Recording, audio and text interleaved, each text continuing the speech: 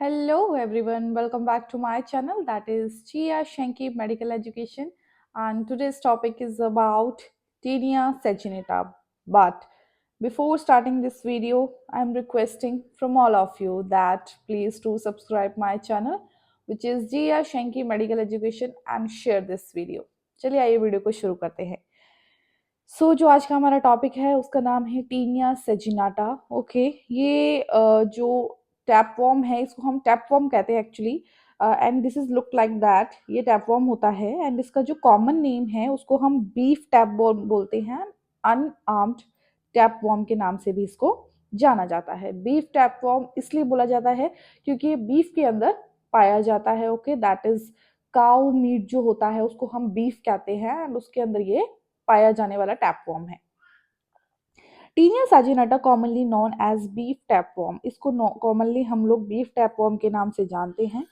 इन zoonotic टैपवॉर्म, zoonotic टैपवॉर्म का मतलब क्या है कि ये जो ऐसा टैपवॉर्म है वो ह्यूमन बीइंग तक भी ट्रांसफर हो सकता है, इसलिए इसको जूनोटिक टैपवॉर्म बोला गया है। And belonging to the genus Taenia, इसकी जो जीनस है that is a Taenia. Okay, याद करने वाली चीज है। After that, it is an intestinal parasite in humans causing teniasis. ये intestinal parasite होता है। कभी भी क्वेश्चन आए कि is the Taenia saginata is intestinal parasite? Yes, of course it is, क्योंकि ये intestine में हैबिटेट है। ठीक है, जो स्मॉल इंटेस्टाइन है वहां पर, जो ज्यूजनम पार्ट है उसका, वहां पर ये हैबिटेट होता है। ठीक है, वहां पर रहता है। एंड उसके बाद और ये ह्यूमंस के अंदर जो डिजीज कॉज करता है उसको हम टीनियासिस के नाम से जानते हैं। ठीक है, and it is a type of helminthiasis, ये हेलमिंथियासिस का एक टाइप माना गया है। ओके, एंड कैटल के अंदर जो ह्यूमन है उसके अंदर तो ये टीनियासिस करता है प्रोड्यूस, एंड कैटल जो होती है उनके अंदर ये डिजीज जो कॉज करता है that disease is known as cysticercosis. क्या बोला जाता है? Cysticercosis. Okay, after that cattle are the intermediate host. जो कैटल होती है वो टीनिया सेजिनेटा के लिए इंटरमीडिएट होस्ट होती है। वेयर लार्वा डेवलप्स अकर्स, ठीक है, जहां पर लार्वा फॉर्म जो है टीनिया सेजिनेटा की वो डेवलप होती है। ठीक है, while humans are definitive host, जबकि जो ह्यूमंस हैं वो डेफिनेटिव होस्ट होते हैं। ठीक है, एंड जिसके अंदर जो अडल्ट वॉर्म है वो नर्चर होता है, हार्बर होता है। ठीक है, और कहाँ पर होता है? स्मॉल इंटेस्टाइन के अंदर। ओके, ये याद रखना है, जो इसके अंदर डेफिनेटिव होस्ट है वो जो है वो कैटल है। राइट, कैटल जो है वो डेफिनेटिव होस्ट है, एंड जो इंटरमीडिएट होस्ट है वो है इंटरमीडिएट होस्ट जो है वो ह्यूमन है। राइट, ये याद रखने वाली चीज़ है। प्लीज़ आप स्क्रीनशॉट साथ के साथ लें सो दैट आपको याद करने में बाद में या फिर नोट्स बनाने में किसी भी तरीके का कोई भी प्रॉब्लम ना आए। Okay, after that it is found where cattle are raised and beef is consumed. अगर ये बीफ टैपवॉर्म है तो ऑफ कोर्स ये जहाँ पर बीफ कंज्यूम किया जाता है, जहाँ पर काउस को जहाँ पे कैटल्स को नर्चर किया जाता है वहाँ पर ये पाया जाता है ये टैपवॉर्म। ओके, हैबिटेट जो है इसका ह्यूमन बीइंग के अंदर that is the small intestine, and small intestine का भी जो ज्यूजनम पार्ट होता है वहाँ पर ये एग्जिस्ट करता है। Now let us talk about the morphology of Taenia saginata.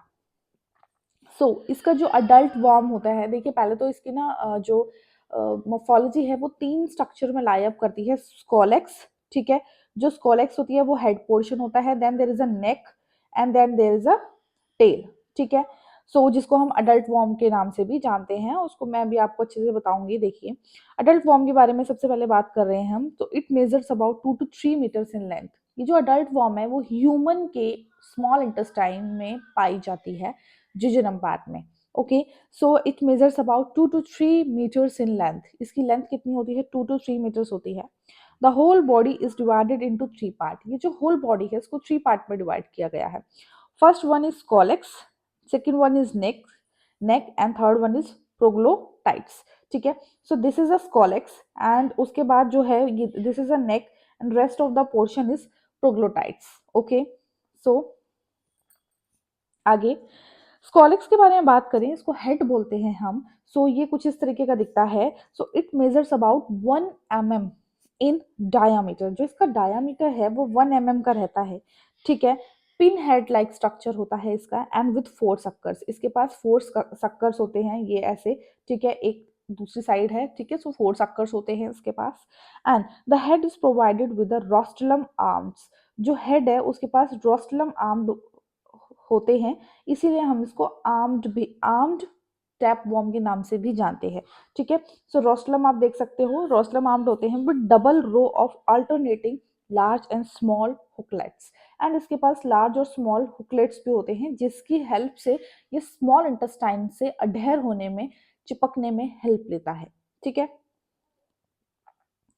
Taenia saginata is a long flattened ribbon like tapeworm. जो टीनिया सैजिनेटा होता है वो जो होता है लॉन्ग होता है, फ्लैटर्ड रिबन लाइक स्ट्रक्चर का होता है ये, ठीक है। एंड वाइट इन कलर ये होता है, ये याद रखना है। And it is about 6 to 7 millimetres in width. इसकी वेट चौड़ाई के बारे में बात करें सो वो 6 to 7 मिलीमीटर्स की रहती है। The adult Taenia saginata usually grows to be about 4 to 8 metres in length. जो अडल्ट होता है वो 4 से 8 मीटर का पाया जा सकता है लेंथ में, विद अबाउट 1000 सेगमेंट्स कॉल्ड प्रोक्लोरोटाइड्स। इसके 1000 सेगमेंट्स भी हो सकते हैं, जैसे कि आप देख सकते हो, ये जो छोटे छोटे, अगर मैं आपको दिखाऊं ध्यान से, ये जो छोटे छोटे ब्लॉक्स हैं, these are known as segments, okay. So ये कितने हो सकते हैं, 1000 सेगमेंट्स हो सकते हैं अडल्ट वॉर्म के अंदर, ओके। एंड जिसको हम प्रोग्लोटाइड्स के नाम से जानते हैं। Unlike the taenia solium, the scolex और माउथ इज अनआर्म्ड। जो टीनिया सोलियम होता है वो अनआर्म्ड होता है, एंड ये आर्म्ड होता है, जो कि भी मैंने आपको डायग्राम में बताया है, ठीक है, क्योंकि उसके पास 4 सक्कर्स होते हैं, ठीक है। एंड दोनों के पास ही 4 सक्कर्स होते हैं, ठीक है, बट इसके पास आर्म्ड होते हैं, ओके। उसके बाद नेक के बारे में, इसके बारे में बात करें so the neck is short. जो इसकी नेक होती है वो शॉर्ट होती है। उसकी मेजरमेंट अगर हम देखें लेंथ में तो वो 5 to 10 mm की मेजरमेंट होती है। प्रोग्लोटाइड्स के बारे में बात करें हम इसके, सो उसमें क्या है, देखिए, इट इज ऑफ 3 टाइप्स। ये 3 टाइप्स का होता है, देखिए इसमें भी क्या होता है, इमेच्योर होता है, मेच्योर होता है, ग्रेविड होता है, ठीक है। सो इसमें क्या है, फॉर एग्जाम्पल ये इसका प्रोग्लोट, फॉर एग्जाम्पल ये टैपवॉर्म है, ठीक है, ऐसे करके यहाँ पे इसका स्कॉलेक्स है, ठीक है। सो क्या है कि जो इतना एरिया होगा वो इमेच्योर होगा, ठीक है। उसके बाद मेच्योर आ जाएगा, and that portion is known as gravid, ठीक है। सो ग्रेविड के बारे में भी आपको बताऊंगी, which is very very important. So देखिए, इमेच्योर के बारे में बात करें, so male and female organs not differentiated. Immature में मेल और फीमेल ऑर्गन को कोई डिफ्रेंशिएशन नहीं होता है, ठीक है। मेच्योर में mail and female organs have differentiation. जो मेच्योर होते हैं उसमें मेल का पता लगता है कि मेल टैपवॉर्म है, that's this is a female tapeworm, ठीक है। एंड आफ्टर दैट ग्रेविड जो होता है, जो ग्रेविड पोर्शन होता है उसको हम यूटेराइन पोर्शन के नाम से जानते हैं, ठीक है, जिसके अंदर एग्स होते हैं, ठीक है। सो ये लास्ट वाला पोर्शन होता है जिसको हम ग्रेविड के नाम से जानते हैं। सो उसके बारे में बात करें, so as the tapeworm grows in the human intestine. जो हमें पता है कि जो टैपवॉर्म है वो अडल्ट पोजिशन में आने के लिए, मतलब ग्रो करने के लिए ह्यूमन के इंटेस्टाइन में रहता है। Mature proglottids called gravid proglottids. जो मेच्योर प्रोग्लोटाइड होता है उसको हम ग्रेविड प्रोग्लोटाइड के नाम से जानते हैं। Will be casted of out of the human body. And human body में ये जब मेच्योर हो जाता है, ठीक है, सो जो प्रोग्लोटाइड है, जो ग्रेविड प्रोग्लोटाइड है, वो शेड ऑफ हो जाता है, वो निकल जाता है, ठीक है। Each gravid proglottid contains both male and female reproductive organs.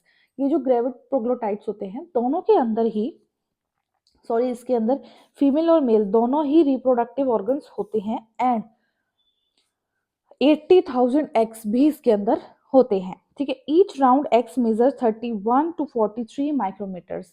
हर एक एग का जो मेजरमेंट है वो कुछ इस तरीके का होता है, एंड कंटेन्स एन एम्ब्रियो। और इसके अंदर एम्ब्रियो होता है जिसको हम ऑन्कोस्फेयर के नाम से भी जानते हैं। सो ये बॉडी से शेड आउट होता है स्मॉल इंटेस्टाइन से, और थ्रू एनस ये बॉडी से निकल जाता है, ठीक है। और ये लाइफ साइकिल में बिगिन होता है, वो मैं आपको लाइफ साइकिल में एक्चुअली बताऊंगी exactly. So please be there with me, okay. Now let us talk about the morphology of scolex. So देखिए, स्कॉलेक्स के बारे में बात करें, सो ये जो अपर पोर्शन होता है इसको हम स्कॉलेक्स कहते हैं guys. So the scolex is the part of the worm. ये वॉर्म का एक पार्ट होता है that anchors it to the intestinal epithelium and prevents that the worm is passed with the digested food. So scolex का काम क्या है, वो स्कॉलेक्स का काम क्या है, जो टैप वॉर्म है उसको एंकर करने में हेल्प करता है स्मॉल इंटेस्टाइन से, दैट मीन्स अडहेर होने में हेल्प करता है, चिपकने में हेल्प करता है, एंड मेक श्योर करता है कि डाइजेस्टेड फूड के साथ में ये बॉडी से ना निकले, ठीक है, एकदम से ना निकले, इस चीज को प्रिवेंट करता है, सो दैट ये वहां पे अडल्ट हो, अडल्ट होने के बाद जो ग्रेविड पोर्शन है वो शेड आउट हो सके with the help with eggs also, ठीक है। सो ये चीज है। आफ्टर दैट एग्स के बारे में बात करते हैं हम इसके। जो एग होते हैं वो कुछ इस तरीके के दिखते हैं।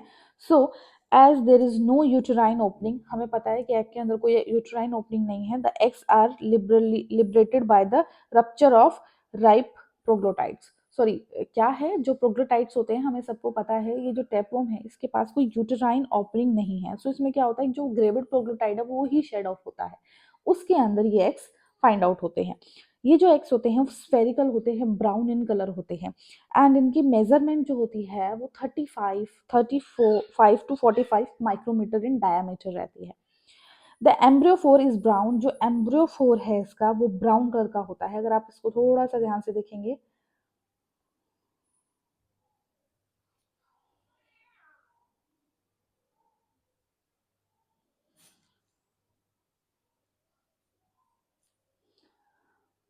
सो गाइस ये जो है ये एम्ब्रियोफोर है, ठीक है। सो ये जो एम्ब्रियोफोर है, ये जो होते हैं ये ब्राउन इन कलर के होते हैं, ठीक है। And thick walled and radiated striated, ये थिक वॉल्ड होती हैं और रेडिएटेड होते हैं, ठीक है। And after that contain an oncosphere with 3 pairs of hooklets, इनके पास ऑन्कोफेयर्स होते हैं, ये ऑन्कोफेयर्स है और 3 पेयर, ये ऑन्कोस्फेयर है और 3 पेयर्स ऑफ हुकलेट इसके पास हैं।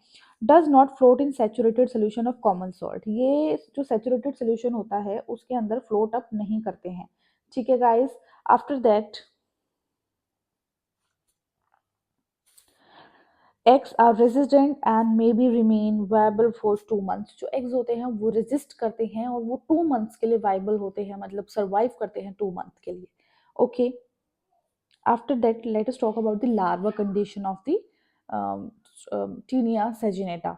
So देखिए लार्वा कंडीशन कुछ इस तरीके से दिखती है, जिसको हम सिस्टी सर्कस सेलुलोस के नाम से जानते हैं, उसको लार्वा कंडीशन कहते हैं, और लार्वा को हम ब्लैडर वॉर्म के नाम से भी जानते हैं, ठीक है। This consist of bladder with one scolex, इसके पास क्या है, ब्लैडर होता है, ठीक है, और इसके पास वन स्कॉलेक्स है, ठीक है, ये आप देख सकते हो, ये ब्लैडर होता है यहाँ पे इसका, ठीक है। The scolex remains invaginated within this cyst wall, जो स्कॉलेक्स है वो जो सिस्ट वॉल है उसके साथ इन्वेजिनेटेड रहता है, ठीक है, which can be seen in the naked eyes, उसको हम नेक डाइस से देख सकते हैं, कैसे, as a milky white spot about the size of pin head, ये उसके अंदर मिल्की वाइट स्पॉट का दिखता है पिन हेड की तरह, ठीक है। सिस्टिक सर्कस डेवलप्ड इन पोक मीट, ये जो सिस्टिक सर्कस है मतलब कि जो लार्वल स्टेज है वो पोक मीट जो होता है उसके अंदर डेवलप होती है, एंड उसके अंदर 8 मंथ तक लाइअप कर सकती है। इसीलिए कहते हैं कि अगर आप वैसे तो मीट कंज्यूम ना करें, but if you want to consume it तो आप उसको प्रॉपरली कुक करके कंज्यूम करें। अंडर कुक कभी भी कंज्यूम नहीं करना चाहिए, क्योंकि आप देख रहे हो जो लार्वा स्टेज है that is infected stage, and ये जो है ये 8 मंथ तक लाइअप करती है, ठीक है। Now let us talk about the life cycle of Taenia saginata. So देखिए क्या होता है, इसके दो होस्ट हैं। First one is definitive host जो कि मेन है, ठीक है, जिसमें अडल्ट वॉर्म हार्बर हो रहा है, नर्चर हो रहा है, ठीक है। And there is intermediate host जो कि पिक है। सो देखिए the adult worm lives in the small intestine of the man. So as we all know that, मैं स्टार्टिंग से बोल रही हूँ, जो अडल्ट वॉर्म है वो ह्यूमन का जो स्मॉल इंटेस्टाइन है वहाँ पर लिव्स करता है, वहाँ पर नर्चर होता है। The eggs or gravid segments are passed out with the feces on the ground. अब जो क्या है, हमने बताया कि जो हमारा अडल्ट वॉर्म था, जो उसका ग्रेविड पोर्शन था, ये जो ग्रेविड पोर्शन है इसके अंदर थाउजेंड्स ऑफ एग्स होते हैं, ये शेड आउट होके क्या होता है, ये ना पास्ड आउट होते हैं फीसेस में, ग्राउंड में, ठीक है, फीसेस के जरिए ग्राउंड में शेड आउट हो जाते हैं। The animal swallow these eggs while grazing in the field. अब जो एनिमल है वो जब घास को खाने जाते हैं, ग्रेजिंग करने जाते हैं, तो वो क्या करते हैं, फील्ड के जरिए इन एग्स को swallow कर जाते हैं, खा जाते हैं, ठीक है। On reaching the alimentary canal of the intermediate host, so क्या है जो इंटरमीडिएट होस्ट है जो कि कैटल है, उसके जब एलिमेंट्री कैनाल में ये जो एग है पहुंचते हैं, the radially striated walls of the eggs rupture, जो उसकी वॉल है वो रप्चर होती है, टूट जाती है, एंड उसके अंदर से जो ओंकोस्फेयर था, ठीक है, वो लिबरेट हो जाता है। जो उसके अंदर से ओंकोस्फेयर था दैट लिबरेटेड, ये लिबरेट होता है, ठीक है। तो ओंकोस्फेयर पेनिट्रेट्स द गट वॉल, ये जो ओंकोस्फेयर था वो पेनिट्रेट करता है गट वॉल के अंदर with the help of their hooks, उसके अंदर 3 पेयर ऑफ हुक्स थे, उसकी हेल्प से इसने क्या किया, इन्वेड कर लिया गट के अंदर, and gain entrance into the mesenteric lymphatic finery reaching the systemic circulation, and क्या करता है, ये जो सिस्टमिक सर्कुलेशन है वहां तक चले जाता है मसल्स को क्रॉस करके, ठीक है, and successively reach to the liver, and उसके बाद सक्सेस होता है लीवर में जाने के लिए, right side of heart and lungs में। सो ये कैटल के एरिया में पहुंच गया है, ठीक है। And after that the naked oncosphere filter from the circulating blood, जो ओंकोस्फेयर होता है वो सर्कुलेट होता है ब्लड में इनटू द मस्कुलर टिश्यू, ठीक है, मस्कुलर टिश्यू का जो ब्लड है उसके अंदर सर्कुलेट होना शुरू होता है, वेयर दे सेटल डाउन, वहां पर ये सेटल हो जाते हैं, एंड वहां पर फर्दर डेवलपमेंट इनकी स्टार्ट हो जाती है। The muscle most commonly selected are टंग, देखिए कहाँ कहाँ पर ज़्यादातर इसको पाया जाता है कैटल के पास, सो टंग, नेक, शोल्डर एंड हैम के अंदर होते हैं ये।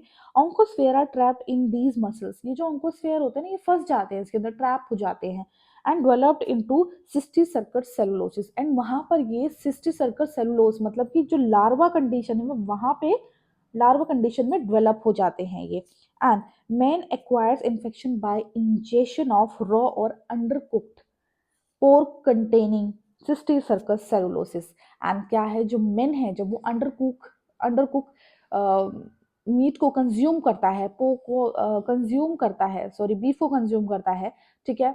सो उससे क्या होता है, ये जो सेलुलोज लार्वल कंडीशन है वो उसके अंदर इंजेस्ट होती है, okay. And after that when the cystic circus cellulose reach the intestine, जब cystic circus cellulose ह्यूमन के इंटेस्टाइन में जाता है, the scolex is वैजिनेटेड, उसके अंदर से जो स्कॉलेक्स है वो बाहर निकलता है, वैजिनेट होता है, and attach to the intestinal wall, और जो इंटेस्टाइनल वॉल है वहां पर अटैच होता है, ठीक है, with the help of suckers, जो उसके 4 सक्कर्स होते हैं उसकी हेल्प से अटैच हो गया, and then it grow into the adult worm, और वहां पर वो अडल्ट वॉर्म में ग्रो अप होना शुरू होता है इन अबाउट 2 to 3 months, ठीक है, 2 से 3 मंथ के अंदर ये एग्जैक्टली ग्रो हो जाता है, एंड वैसे ही एग्जैक्टली लाइफ साइकिल दोबारा चलता है कि वो अडल्ट हो गया, अडल्ट होने के बाद उसने जो ग्रेविड पोर्शन था अपना लूज अप किया, फीकल के थ्रू वो ग्राउंड पे चला गया, अगेन किसी कैटल ने इसको ग्रेजिंग के दौरान एनगल्फ किया, वहां पर कंडीशंस चालू हो गई, एग ने क्या किया, गट वॉल में अपना ऑन्कोस्फेयर रिलीज किया, ऑन्कोस्फेयर रिलीज होने के बाद जो उसके हुकलेट्स थे उसकी हेल्प से उसने गट के जरिए हमारे जो मसल एरिया था वहां से पेनिट्रेट करते करते ब्लड की सर्कुलेशन में आकर सारे मसल्स में वो सेटल डाउन हो जाता है, ट्रैप हो जाता है, लार्वा कंडीशन में डेवलप होता है, एंड वो जो मीट है वो जो अंडर कुक रहता है, जो इन्फेक्टेड मीट है वो ह्यूमन बीइंग कंजिस्ट करता है, एंड वो वहां से जो लार्वल कंडीशन है वो इंजेस्ट होने के बाद ह्यूमन बीइंग के स्मॉल इंटेस्टाइन में जाकर वहां से जो उसके सक्कर्स होते हैं, ठीक है, वो स्कॉलिक्स जो होते हैं वो वहां से निकलते हैं, स्कॉलिक्स निकलने के बाद उसके जो 4 सक्कर्स होते हैं उसकी हेल्प से हमारे इंटेस्टाइन के साथ एडहेयर होते हैं, वहां पर वो अडल्ट होता है 2 मंथ्स के लिए, एंड इस तरीके से ये लाइफ साइकिल गो ऑन रहता है, ठीक है। सो आप यहाँ पे देख सकते हो क्या है, देखिए जो कैटल है वो हमारा इंटरमीडिएट होस्ट है, जो ह्यूमन है वो हमारा डेफिनेटिव होस्ट है।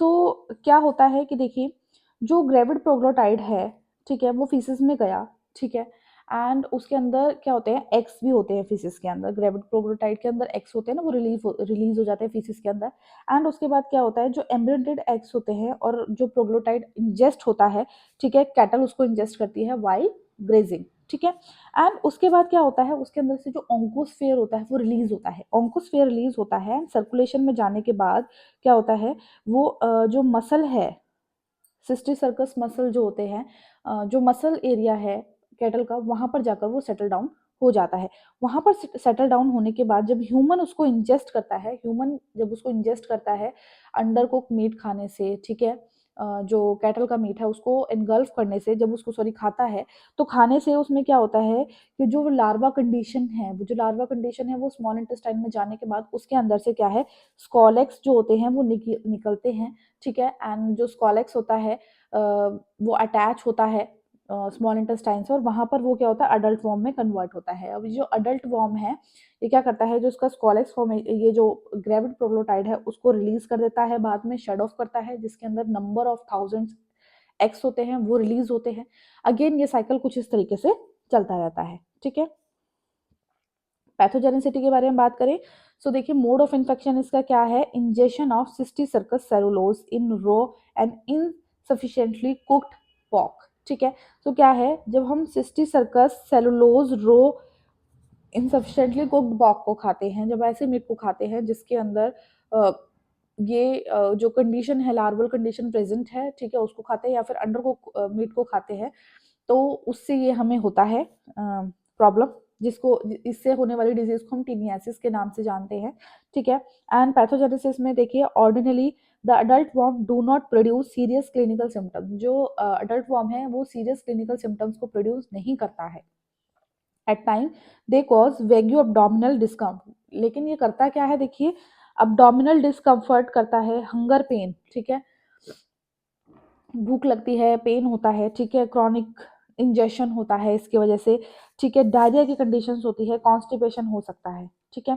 एंड उसके बाद क्या है, these results are mainly due to the their large size, और ये इसलिए हो सकता है क्योंकि उनका साइज बहुत लार्ज है, क्योंकि वो 8 से 10 फीट के लंबे हो जाते हैं, ठीक है। एंड जो सब्सटेंसेस उसकी तरफ से रिलीज किए जा रहे हैं उसकी वजह से डायरियल ये सब चीज़ें होती है। लॉस ऑफ एपेटाइट होता है, एंड इंस्नोफिलिया भी इसमें दिखता है, मतलब कि जो यूस्नोफिल है वो बड़े हुए दिखते हैं ब्लड के अंदर। सिस्टिसर्कोसिस में क्या होता है, human cysticercosis is a clinical condition caused by cysticercus cellulosae, ठीक है, the larval stage of Taenia solium, ठीक है। सो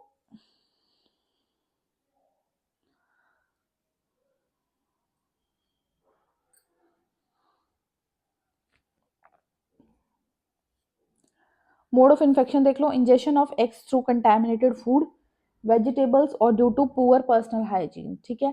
आपने अंडर कुक्ड फूड खाया या फिर ऐसी वेजिटेबल्स खाई जिसके अंदर एग्स थे, ठीक है, सो आप उसकी वजह से प्रॉब्लम में आ सकते हैं, ठीक है। सिस्टिसर्कोसिस के टाइप देख लीजिए आप, सो इसके सिस्टमेटिक भी होते हैं और एसिस्टमेटिक भी हैं इसके। Laboratory diagnosis very very important, वो ध्यान रखना है आपने। So mainly serological test are used, इसमें सीरोलॉजिकल टेस्ट यूज किए जाते हैं, सीरम और सीएसएफ सैंपल ले सकते हो। एंटीबॉडी अगर डिटेक्शन करना है तो अलाइजा लगा सकते हो, सीएफटी और आईएफए लगा सकते हो।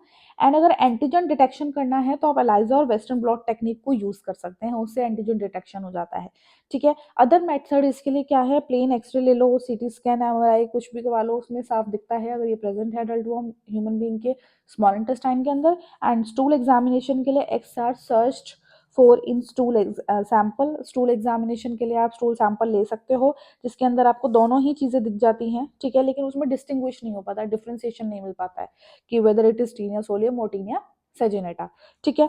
मॉलिक्यूलर अगर मेथड में देखें तो आप डीएनए प्रोब और पीसीआर ले सकते हो, और उससे आप टीनिया सोलियम और टीनिया सेजिनेटा के बीच में डिफरेंस को देख सकते हो, ठीक है। सो मॉलिक्यूलर मेथड से ये बहुत आसान हो जाता है। ट्रीटमेंट में क्या है कि आप पैराक्विजेंटल ले लो, ठीक है, निक्लोसमाइन ले लो, ठीक है, ह्यूमन टैपवॉर्म के लिए इसको यूज किया जाता है। एंड निक्लोसमाइड जो है वो सिंगल डोज अगर 2.0 ग्राम लेते हैं 4 टैबलेट्स ऑफ 500 mg की, सो वो इफेक्टिव होती है अडल्ट वॉर्म के लिए। एंड पैराजीक्वेंटल आप यूज कर सकते हो, एंड एल्बेंडाजोल 400 mg की, वो तो कॉमनली यूज की जाती है, वो भी आप यूज कर सकते हो, जो कि हर 6 मंथ में आप ले सकते हो एक बार। देन प्रोलोफाइलेक्सिस मतलब prevention is better than cure, वो चीज है। सो देखिए control the source of infection, आप सोर्स ऑफ इन्फेक्शन को कंट्रोल करें, पर्सनल हाइजीन को थोड़ा सा मेंटेन करें, ट्रांसमिशन वेज को कंट्रोल करने की कोशिश करें, एंड एजुकेट करें पॉपुलेशन को कि हमेशा हाथ धो के खाना खाएं, ठीक है, वॉशरूम से आ रहे हो तो अपने हैंड वॉश करो अच्छे से। एंड जो अगर मीट कंज्यूम कर रहे हो तो उसको प्रॉपर कुक करके ही कंज्यूम किया जाए। अवॉइड ईटिंग रो और अंडर कुक्ड पॉक, ठीक है, रो और अंडर कुक्ड पॉक को अवॉइड ही करें, ठीक है। Wash hands after using the toilet, toilet use करने से, फूड हैंडल करने से पहले अपने हैंड जरूर वॉश करें, आफ्टर भी जरूर वॉश करें। Wash and peel all raw vegetables, जितनी भी रॉ वेजिटेबल्स है उनको वॉश अप करें, उनको पील जरूर करें फ्रूट्स को भी खाने से पहले। सो ये इसके प्रिवेंशन थे। So guys that was it for this video. ये था आज हमारा वीडियो जिसमें हमने इंटेस्टाइनल पैरासाइट टीनिया सैजिनेटा के बारे में प्रॉपर स्टडी ली है। आई होप कि आपको आपके एग्जामिनेशन के दौरान बहुत ज़्यादा हेल्पफुल रहेगी। अगर रहती है तो प्लीज़ आपसे रिक्वेस्ट है कि आप मेरे चैनल को सब्सक्राइब करें, लाइक करें, शेयर करें एंड अपने कहाँ से आप मेरी वीडियो वॉच कर रहे हैं ज़रूर बताएं, जानकर बहुत खुशी होती है। And please to support women empowerment. Thank you.